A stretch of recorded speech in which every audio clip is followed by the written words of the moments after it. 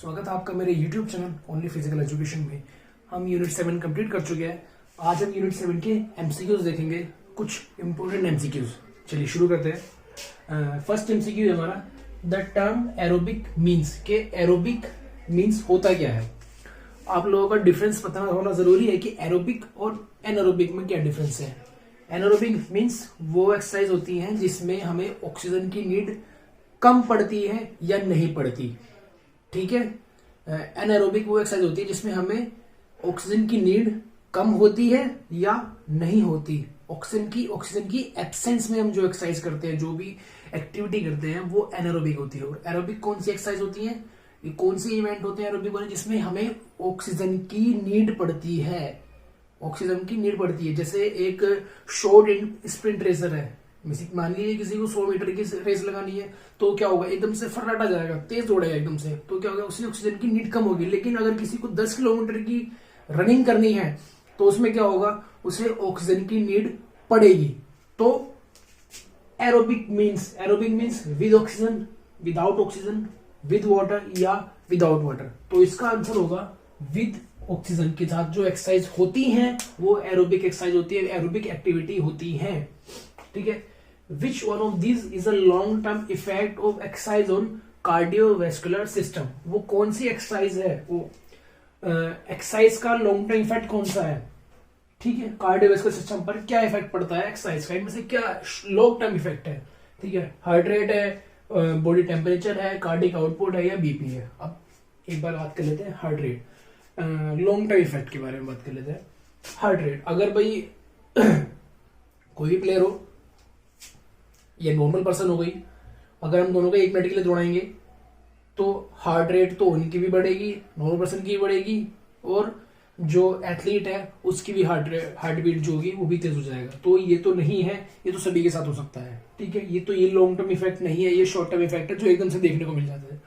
Body temperature भी short term effect के अंदर आता है, जो एकदम से किसी भी प्लेयर के, किसी या नॉर्मल पर्सन को हम भगाएं तो ये, या नॉर्मल पर्सन से कोई एक्सरसाइज कराएं तो ये उसके अंदर भी देखने को मिल जाएगा बॉडी टेम्परेचर आपको, ठीक है। कार्डिक आउटपुट, बीपी भी एक नॉर्मल सी चीज है, ये शॉर्ट टर्म इफेक्ट है, ये भी नॉर्मल देखने। लेकिन कार्डिक आउटपुट एक लॉन्ग टर्म इफेक्ट है जो कि एक अच्छे एथलीट में मिलता है, यानी कि एक्सरसाइज करते करते करते करते आता है कि कार्डिक आउटपुट क्या होता है कि 1 मिनट में हम कितना ब्लड अरोटा के अंदर फेंक रहे हैं, हमारा लेफ्ट वेंट्रिकल 1 मिनट में कितना ब्लड अरोटा के अंदर फेंक रहा है, वो होता है हमारा कार्डिक आउटपुट, ठीक है। तो ये लॉन्ग टर्म इफेक्ट है, ये लॉन्ग टर्म इफेक्ट के बाद आता है ये वाला। Which of these is not a common sports injury, इनमें से कौन सी एक कॉमन स्पोर्ट्स इंजरीज नहीं है। डिसलोकेशन एक इंजरी है जो खेलों में लगती है अक्सर। स्प्रेन भी है, ठीक है, मोच वगैरह आना, लिगामेंट का टूटना, स्प्रेन। एब्रेशन मीन्स के बोल लग जाना, कुछ लग जाना बॉडी के ऊपर, ठीक है, एब्रेशन, कट लग जाना, छिल जाना। अस्थमा कोई भी एक स्पोर्ट्स से रिलेटेड बीमारी नहीं है, ठीक है। तो इसका आंसर होगा अस्थमा।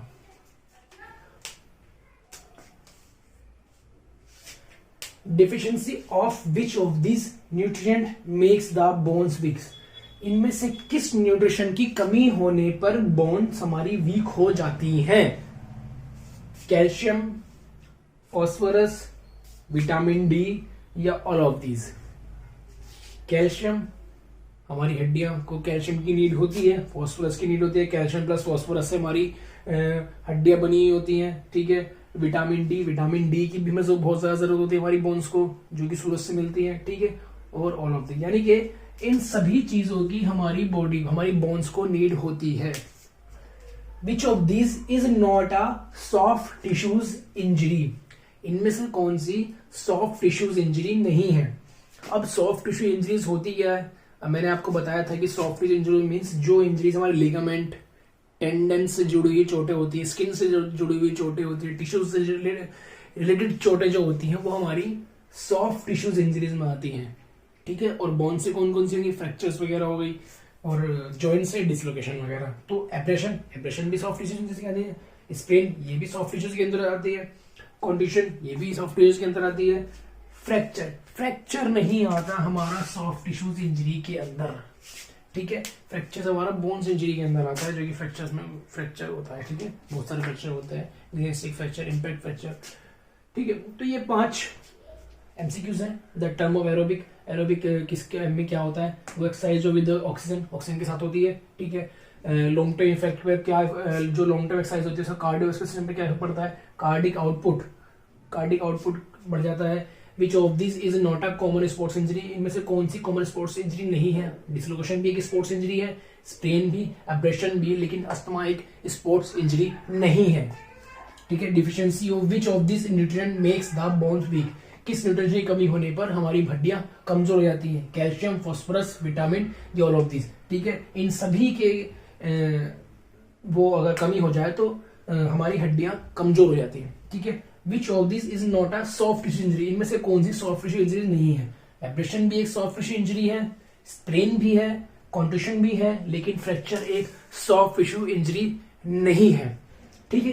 ये कुछ 5 इंपोर्टेंट एमसीक्यू थे यूनिट 7 के, ठीक है। और तो अगर आपको मेरा पढ़ावा अच्छा लगा हो तो मेरे चैनल को लाइक करें, सब्सक्राइब करें।